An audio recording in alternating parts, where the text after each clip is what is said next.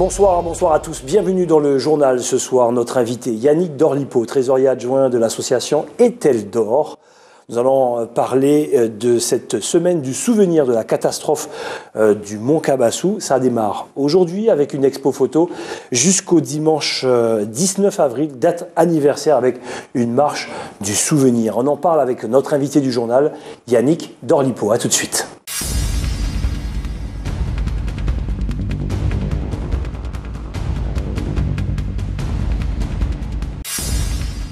Cet après-midi, vers 15h, un enfant de 12 ans résidant au quartier La Matine de Cayenne s'est fait électrocuter. Il s'était introduit dans le poste électrique du quartier afin de récupérer son cerf-volant. Il est passé par le portail, comme son cerf-volant est resté là, il a essayé de monter pour attraper son cerf-volant. Et là, c'est là qu'il a pris le coup de vent. Le jeune garçon est gravement brûlé sur le côté gauche de son corps, mais son pronostic vital n'a pas été engagé. Il a reçu une décharge de 90 000 volts. Comme il n'y a pas d'autre endroit, ils sont obligés de jouer ici. Tous les jours, ils sont en train de jouer ici. C'est dangereux? Je pense, oui. Parce que vous voyez bien que le portail là, il est un peu bas. Je pense que tout le monde peut sauter là. Et je vois, parce que des fois je passe là, je les vois tout le temps en train de sauter là. Les enfants du quartier La Matine ont établi leur terrain de jeu à l'entrée du poste électrique. À la vue de tous, une situation qui jusqu'ici n'avait pas alerté.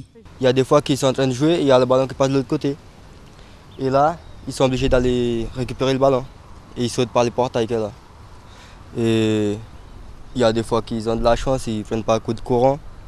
Mais aussi, comme aujourd'hui, l'enfant n'a pas eu de chance. Cet accident a créé une coupure électrique générale pour permettre l'intervention des secours.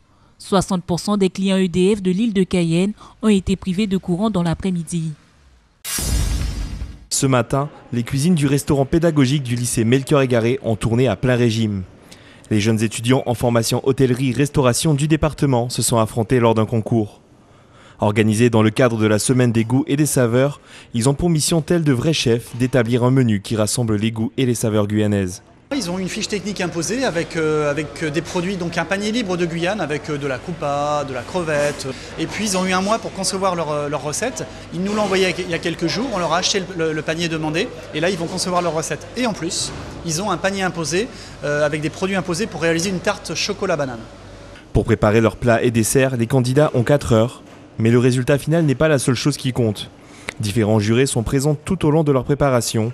Leur mission, noter et identifier les candidats qui disposent des qualités requises pour le métier. Il faut une vraie rigueur professionnelle, une vraie conscience professionnelle.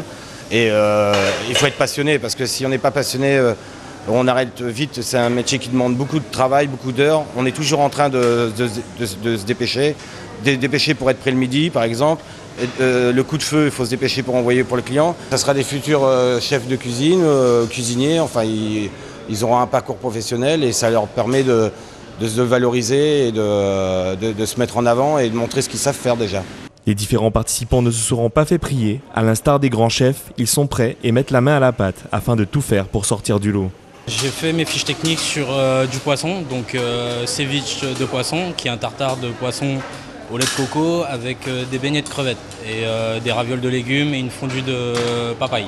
Bon, déjà, ça me fait ressentir que demain, je pourrais travailler dans n'importe quel restaurant. C'est tout. Je n'aurais pas trop stressé et tout. Je connais déjà quelque chose, la base de la cuisine et la maîtrise. En quelques minutes, la cuisine devient un véritable champ de bataille où s'affrontent les différents candidats. Pourtant, les métiers de la bouche n'ont pas toujours réussi à se frayer un chemin dans notre département. J'entendais des jeunes qui me disaient un métier fond, mon père a fait sa métier. Et quand je vois ça maintenant, je suis satisfait parce que je vois qu'ils ont compris et qu'il y a eu certains qui ont œuvré pour leur faire voir qu'on peut sortir une personnalité, on peut sortir de soi-même et les faire adhérer. Et là, moi, je pars du principe que je tiens à les faire adhérer à ce métier. Durant cette semaine des goûts et des saveurs, plusieurs activités et ateliers de découverte de la gastronomie guyanaise sont présentés au grand public. Une opportunité pour les habitants de replonger dans le vaste panel culinaire que propose notre département.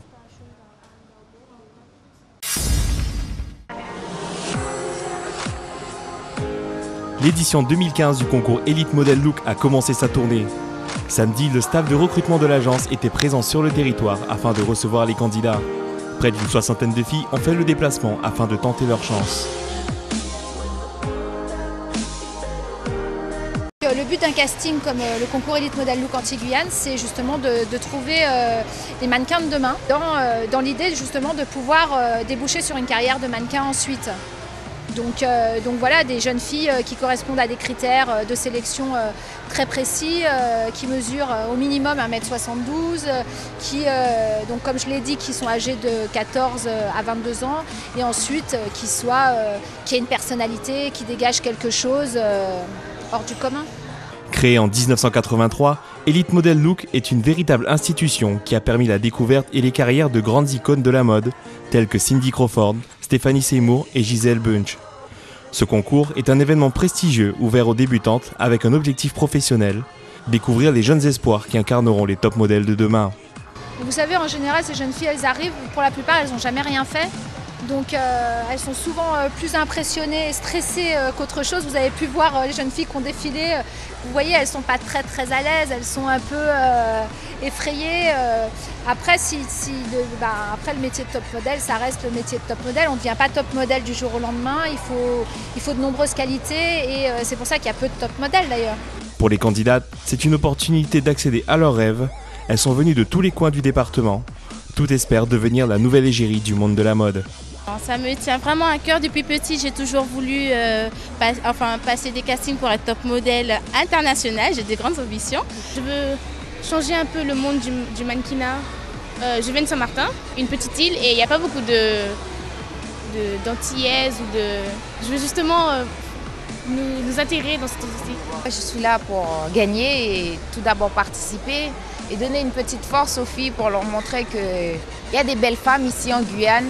C'est à nous de nous mettre en valeur et de participer à divers castings de mode, de différentes choses pour nous mettre en valeur parce que la femme guyanaise, elle est superbe. Pour cette 32e édition, les recruteurs élites vont parcourir la France entière. Les candidates sélectionnées partiront en Guadeloupe pour disputer la grande finale. Le jury Elite Model Look choisira alors les finalistes France 2015.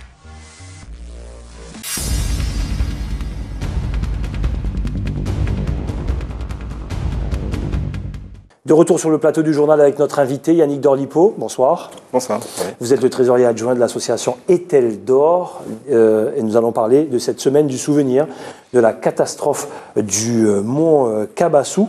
Dites-nous, dans un premier temps, Yannick Dorlipo, Etel d'Or, expliquez-nous un petit peu le nom de cette association qui est née depuis l'année dernière, 2014. Tout à fait, donc c'est une toute jeune association qui est née au mois de juillet 2014.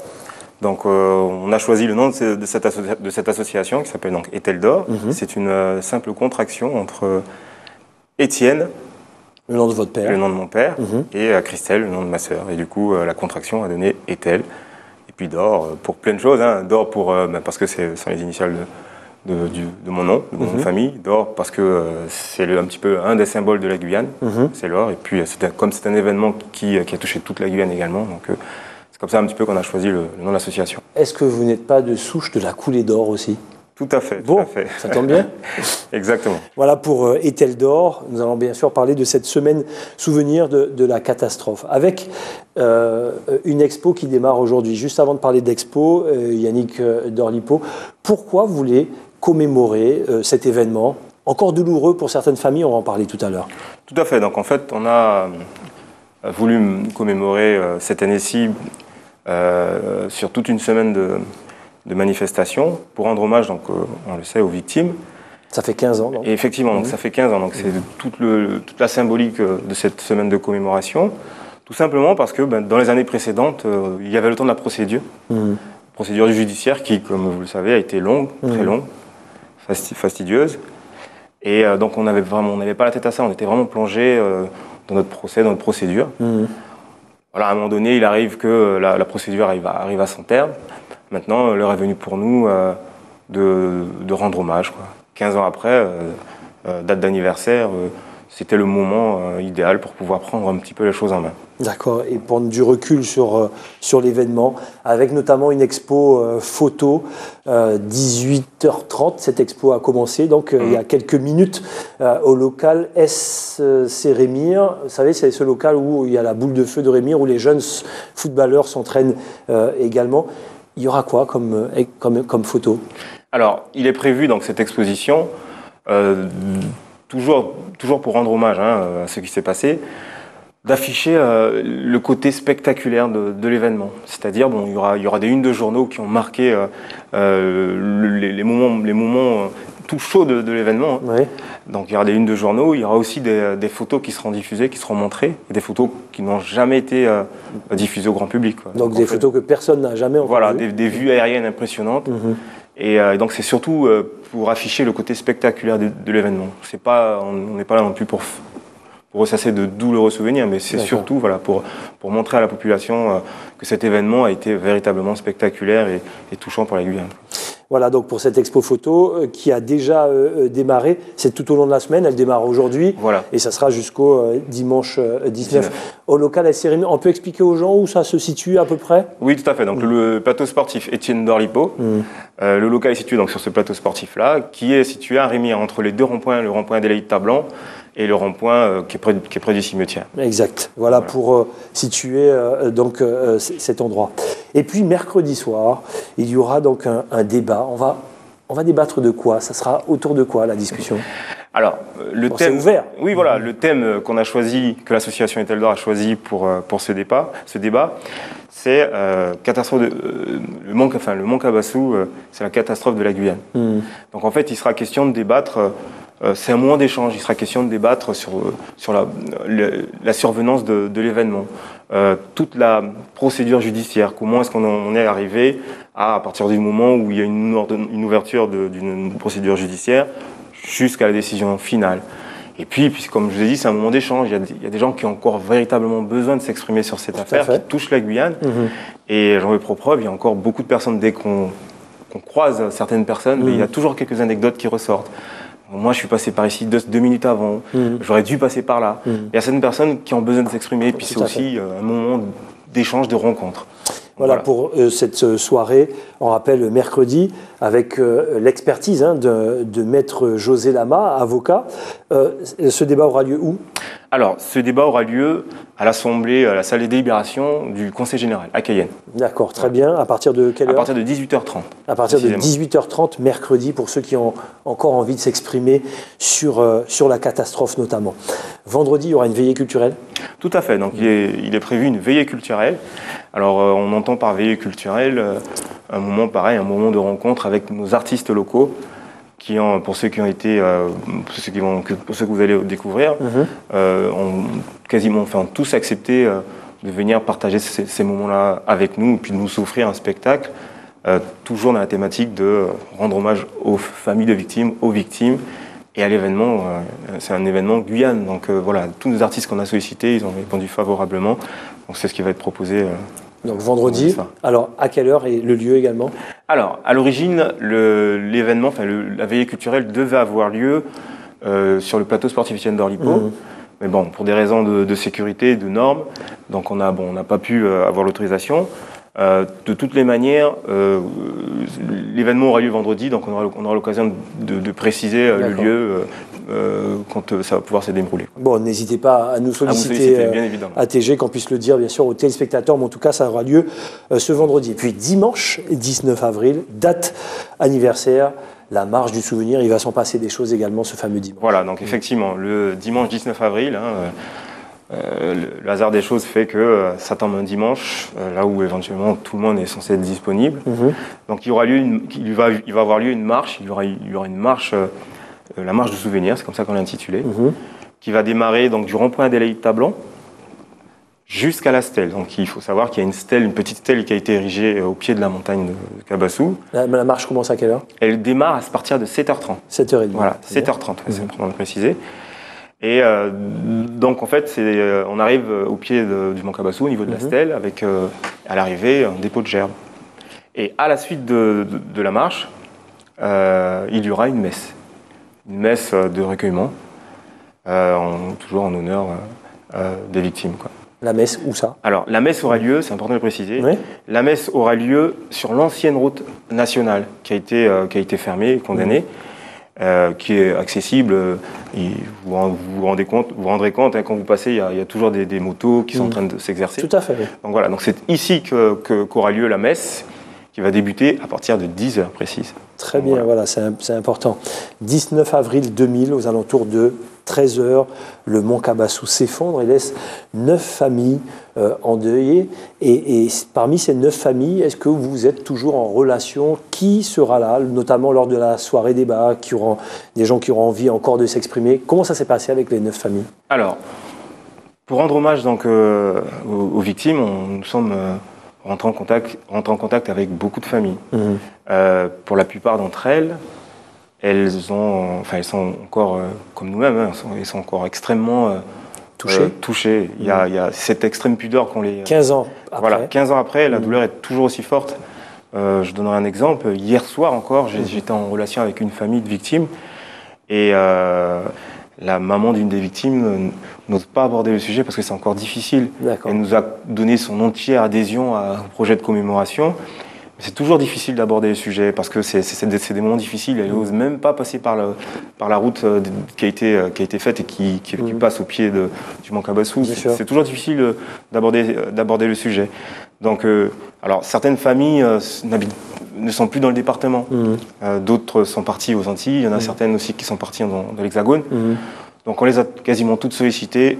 Ils sont complètement favorables. Ils nous ont donné l'adhésion totale pour le projet de commémoration.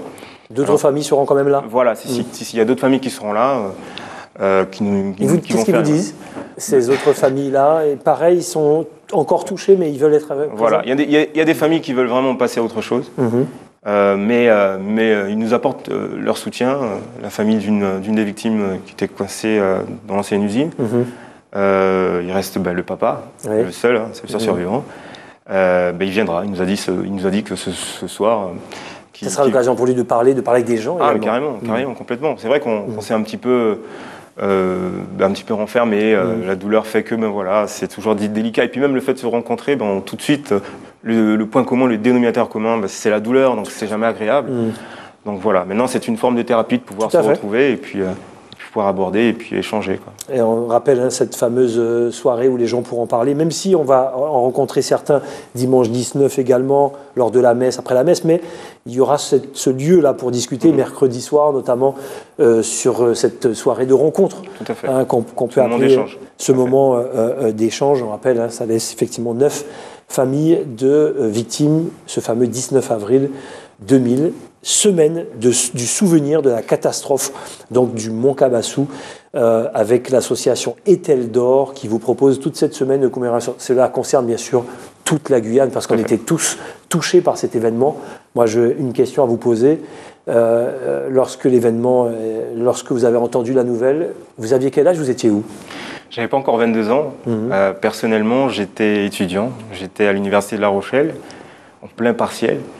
Et donc voilà, j'étais en train de réviser comme beaucoup cette période. Et puis le téléphone sonne pour m'annoncer la nouvelle. Voilà, c'est des moments difficiles parce qu'au début, on avait beaucoup d'espoir. Finalement, la réalité nous a rappelé que finalement, il n'y avait plus d'espoir. Je peux vous demander, vous avez réussi vos partiels? Cette année, non, parce que c'était très difficile, mais l'année suivante, oui. L'année suivante, donc voilà, c'était surtout pour eux. Très bien. Merci Yannick Dorlipo. Donc rendez-vous tout à l'heure, on rappelle, pour l'expo, où vous pouvez y aller. Et puis cette expo continue jusqu'au dimanche. On rappelle au local d'Étienne Dorlipo. Donc c'est le plateau à Rémire. Tout le monde sait où s'entraînent les jeunes de Rémire, notamment. Et puis la boule de feu de Rémire également. Tout le monde sait où ça se passe. C'est là qu'aura lieu dans cette expo avec des photos inédites également et des photos exceptionnelles de l'événement. Je rappelle que vous êtes trésorier adjoint de l'association Etel d'Or. Etel d'Or, on rappelle, c'est une contraction du nom de votre papa et de votre sœur, donc Étienne et Christelle. Voilà. Merci Yannick Dorlipo. Et nous, on sera là pour cette semaine du souvenir de la catastrophe de Kabassou. Voilà, c'est comme ça qu'on se dit au revoir. Merci. Merci à vous. Et pour se donner rendez-vous demain, droit de réponse. On va parler de foncier. Vous savez, on avait reçu Madame Criton il y a 2 semaines de cela. Il y a eu des accusations. Il y a des droits de réponse également, c'est demain. Donc ne ratez pas ce rendez-vous de demain. Dans quelques instants, le journal, suivi du Dom Lac-Ezotte. Dominique Nugent est allé à la rencontre du maire, Madame le maire d'Irakoubo, très intéressant de savoir comment elle vit cette première année.